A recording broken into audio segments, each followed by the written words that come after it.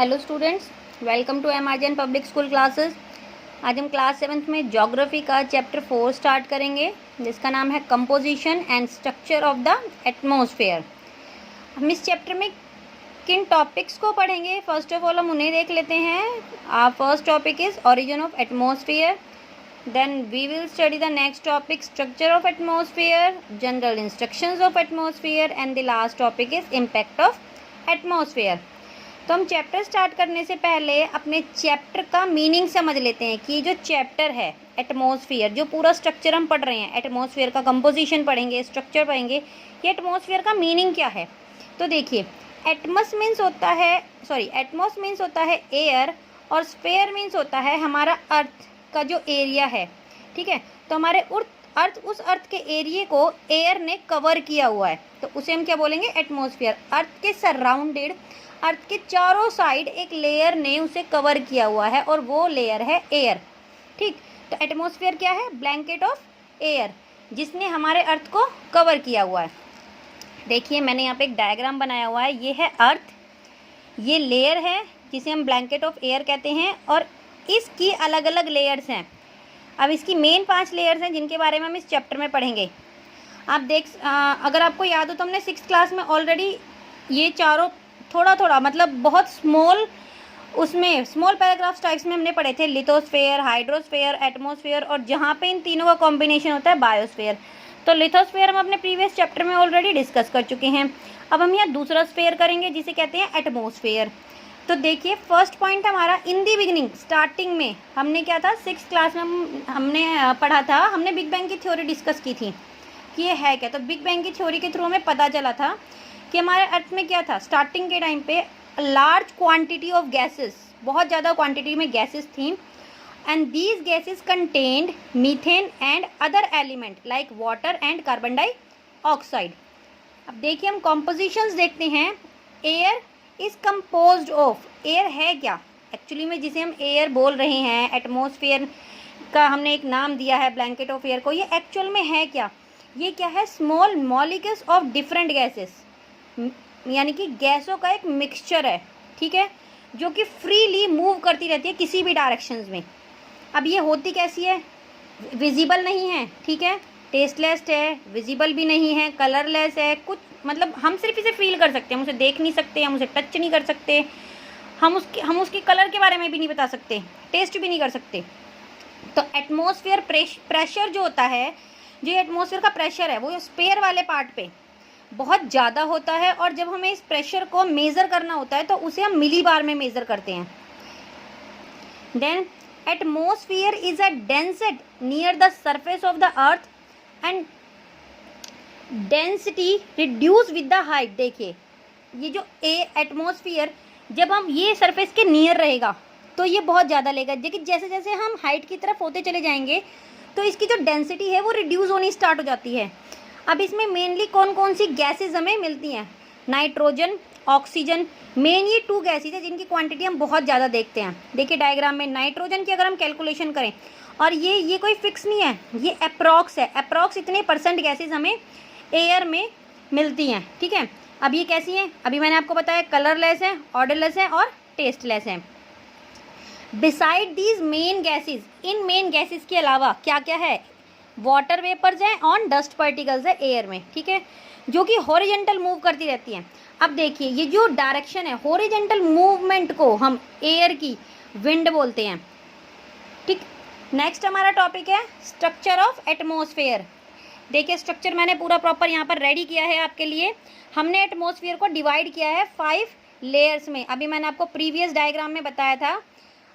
तो यहाँ पे फर्स्ट लेयर है ट्रोपोस्फेयर, स्ट्रेटोस्फेयर, मेसोस्फेयर, थर्मोस्फेयर और एक्सोस्फेयर। ये लेयर्स हम ऑलरेडी 6th क्लास में पढ़ चुके हैं, लेकिन यहाँ पे हम थोड़ा ब्रीफली पढ़ेंगे। ठीक है, तो देखिए, मैंने दोनों तरीके से बनाई है। ये हमारा अर्थ है। अब अर्थ की जो फर्स्ट लेयर है उसे हम ट्रोपोस्फेयर बोलेंगे, सेकंड को स्ट्रेटोस्फेयर, मेसोस्फेयर, थर्मोस्फेयर, एक्सोस्फेयर, उसके बाद स्पेस स्टार्ट हो जाता है। इसी तरीके से सेकंड डायग्राम के थ्रू भी आप समझ सकते हैं। अगर ये आपको समझ नहीं आया, ये हमारा अर्थ का क्रस्ट है। ठीक है, इस अर्थ क्रस्ट से एक डिस्टेंस मेंटेन किया हुआ है कि इतने किलोमीटर ऊपर तक ट्रोपोस्फेयर होगी, फिर जहाँ पे ये लेयर खत्म हो रही है उसको हम ट्रोपोस्पोज बोलेंगे। देन दूसरी लेयर यहाँ पे स्टार्ट हो रही है जिसे हम स्ट्रेटोस्फेयर बोलेंगे, और ये लेयर जहाँ पे खत्म हो रही है उसे हम स्ट्रेटोस्पोज बोलेंगे, यानी पोज हो गई, रुक गई वहाँ पे ये layer. Then third layer start हो रही है मेसोस्फेयर, फिर मेसोस्पोज हो जाएगी यहाँ पे। देन थर्मोस्फेयर, एक्सोस्फेयर, और उसके बाद तो स्पेस है। तो ये दो डायग्राम के थ्रू मैंने आपको स्ट्रक्चर समझाया एटमॉस्फेयर का। अब हम इन लेयर्स का यूज देख लेते हैं कि इन लेयर का यूज क्या है, नीड क्या है, हमने इन्हें डिवाइड क्यों किया हुआ है 5 लेयर्स में। फर्स्ट ऑफ ऑल ट्रोपोस्फेयर, जो कि हमारी पहली लेयर है, ये मोस्ट इंपॉर्टेंट लेयर है। कैसे? क्योंकि यहाँ पर ही हम सर्वाइव करते हैं। मोस्ट इंपॉर्टेंट लेयर है, लोएस्ट लेयर है, और इसकी जो हाइट है वो अप्रॉक्स 16 किलोमीटर तक है। ठीक है, equator and 6 kilometre of poles. देखिए हमारा जो अर्थ है, आपको पता है इसकी जो शेप है वो इक्वल नहीं है। ठीक है, हम शेप के बारे में पढ़ चुके हैं। तो ये इक्वेटर से 16 किलोमीटर तक इसकी हाइट है, और अगर हम पोल्स देखें तो इसमें 6 किलोमीटर तक है इसका। Then it contain the dense gases, water vapour and dust particles. यहाँ इस वाली लेयर्स में आपको गैसेज मिलेंगी, वाटर वेपर्स मिलेंगे और डस्ट पार्टिकल्स मिलेंगे। जितनी भी वेदर एक्टिविटीज़ होती हैं like storm, rain, snow, cloud formation, ये सारी एक्टिविटीज़ इसी लेयर में होती हैं, आर फर्स्ट लेयर। ठीक है, देन सेकंड लेयर स्ट्रोपोस्फेयर। स्ट्रोपोस्फेयर में क्या है, ये लेयर अबव है ट्रोपोस्फेयर के। स्ट्रेटोस्फेयर जो है ऑब्वियस सी बात है, जब ऊपर है तो उसके बाद सेकंड लेयर हमारी यही स्टार्ट हो रही है। Troposphere extending from the 8 to 50 kilometre is called the stratosphere. It is always clean and dry. जो लेयर है ये हमेशा साफ और ड्राई रहती है, जैसे कि अभी हमने प्रीवियस में पढ़ा। प्रीवियस लेयर में क्या है, यहाँ सारी एक्टिविटीज़ हो रही हैं, storm, rain, snow, cloud formation. तो सेकंड लेयर में ऐसा कुछ नहीं है। It is the west zone for flying the jet plans. अब ये जेट प्लेन्स के लिए बेस्ट जोन क्यों है, क्योंकि देखिए यहाँ पे जो एक्टिविटीज़ हो रही हैं, इन एक्टिविटीज़ के थ्रू यहाँ पे कोई भी प्लेन्स नहीं फ्लाई कर पाएंगे। ठीक है, तो यहाँ पे ऐसी कुछ एक्टिविटीज़ नहीं होती। तो ये वाली जो लेयर है ये बेस्ट लेयर है किसके लिए, फ्लाई करने के लिए, एरोप्लेन्स की, प्लेन्स की, जितनी भी हैं। तो in the stratosphere the temperature increase constantly due to the presence of ozone layer. अब यहाँ का जो टेम्परेचर है वो इंक्रीज होना स्टार्ट हो जाता है क्योंकि यहाँ पे ओजोन लेयर है।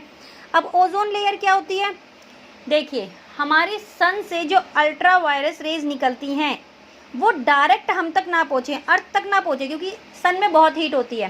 ठीक है, इतनी हीट हम लोग नहीं बर्दाश्त कर पाएंगे, हमारी बॉडी नहीं कर पाएगी अर्थ, तो उस हीट को उतनी हीट ना आने दे। ठीक है, तो उसे ओजोन लेयर, उसके थ्रू ओजोन लेयर हमारी प्रोटेक्शन करती है कि ओजोन लेयर से कुछ हीट जो है वो वहीं तक आके वापस स्पेस में चली जाती है, और कुछ लिमिटेड हीट जो है वो हमारे अर्थ तक आती है। अगर ये ओजोन लेयर ना हो तो आपको पता है क्या होगा, हमारे अर्थ के ऊपर ये सन की जो हीट है वो डायरेक्ट आएगी, और इतनी हीट आएगी कि हम उसे बर्दाश्त नहीं कर पाएंगे, स्किन कैंसर हो जाएंगे, बहुत सारी चीज़ें हो जाएंगी, हमारी स्किन जलनी स्टार्ट हो जाएगी। ठीक है, तो इसी वजह से ये लेयर है, और क्योंकि एटमॉस्फेयर है तो इसकी वजह से भी हमें पूरी प्रोटेक्शन मिलती है इस चीज़ से।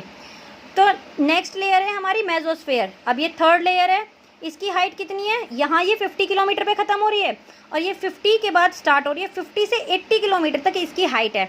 यहाँ टेम्परेचर कैसा है, फॉल्स इज -100 डिग्री सेल्सियस, इसीलिए इसे कोल्डेस्ट जोन भी बोलते हैं एटमॉस्फेयर की, क्योंकि इसका टेम्परेचर माइनस में चला जाता है। अब यहाँ पे बहुत सारे मीटेरॉइड्स बर्न होते रहते हैं इस लेयर में एंट्री करते हैं। ठीक है, नेक्स्ट है हमारी थर्मोस्फेयर। ये लेयर, इस लेयर में क्या होगा, इसमें टेम्परेचर फिर से इंक्रीज हो रहा है।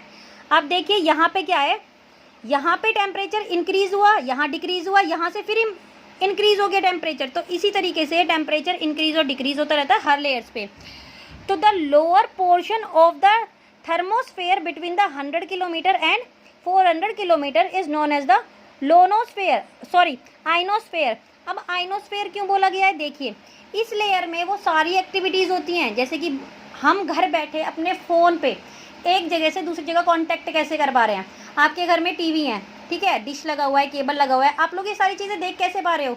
तो ये सारी जो एक्टिविटीज़ हो रही हैं, जितनी भी एक्टिविटीज़ हो रही हैं, ये इसकी वजह से होती हैं, इस लेयर की वजह से होती हैं, क्योंकि यहाँ पे आपको इलेक्ट्रिकली सेल्स मिलेंगे जो कि चार्ज हो रहे हैं इसकी हीट की वजह से। इसीलिए इसे आइनोस्फेयर बोला जाता है कि because it contains electrically charge particles called the ions. This layer help in radio transmission, ये लेयर हमारी हेल्प करती है रेडियो ट्रांसमिशन में, जिसके थ्रू हम पूरी वर्ल्ड की न्यूज़ अपने घर में बैठ के देख सकते हैं, हम किसी भी जगह कॉल पे बात कर सकते हैं, किसी की भी इंफॉर्मेशन ले सकते हैं, जस्ट बिकॉज इस लेयर के वजह से, ठीक है, क्योंकि यहाँ पे रेडियो ट्रांसमिशन होता है। अब हमारी लास्ट लेयर है एक्सोस्फेयर, सबसे ऊपर की लेयर है, अपर मोस्ट लेयर है। ये बहुत थिन लेयर होती है, इसमें गैसेस बहुत लाइट गैसेस मिलेंगी, लाइक हीलियम, हाइड्रोजन, ठीक है। और उसके बाद क्या है हमारा स्पेस। अब हमारा नेक्स्ट टॉपिक है जनरल सर्कुलेशन ऑफ एटमॉस्फेयर।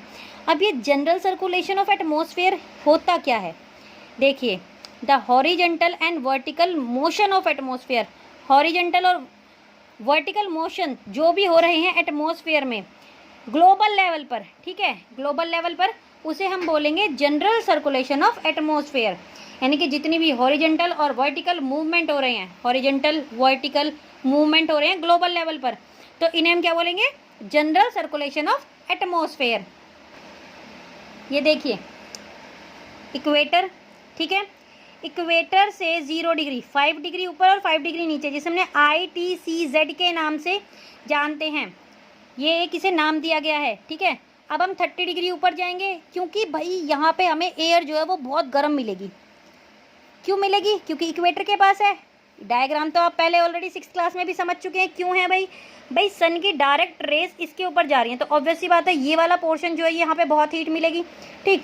और जितना हम ऊपर जाएंगे, ये वाले जो 60 डिग्री तक जाएंगे, ये मॉडरेट है, northern hemisphere and southern hemisphere, moderate दोनों में सेम चलेगी।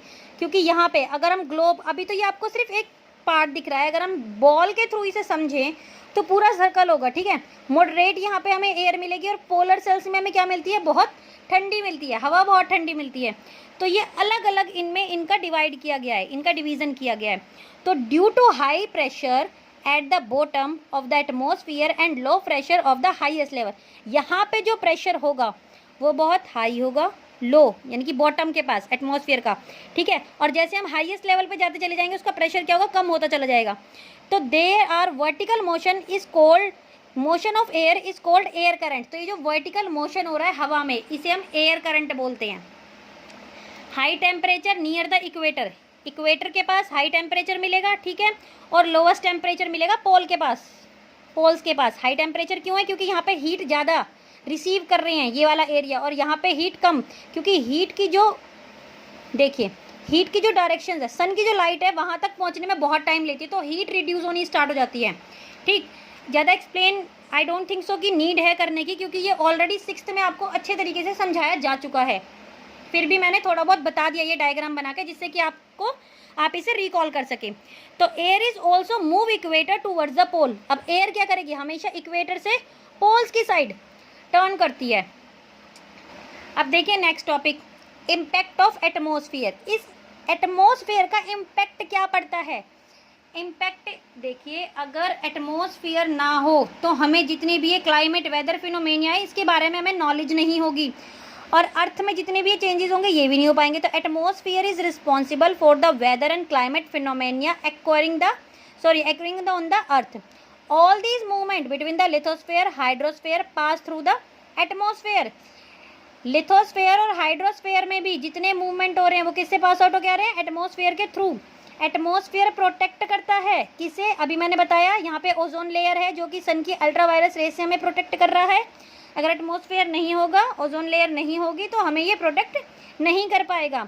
It moderate the impact of solar radiation of the अर्थ। अब हमने पूरा चैप्टर पढ़ा, चैप्टर का कंक्लूजन निकल के क्या आता है, चैप्टर का कंक्लूजन ये निकल के आता है कि अगर एटमॉस्फेयर नहीं है तो वी कैन नॉट सर्वाइव, हम सर्वाइव नहीं कर पाएंगे, क्योंकि पॉसिबल ही नहीं हो पाएगा, ठीक है।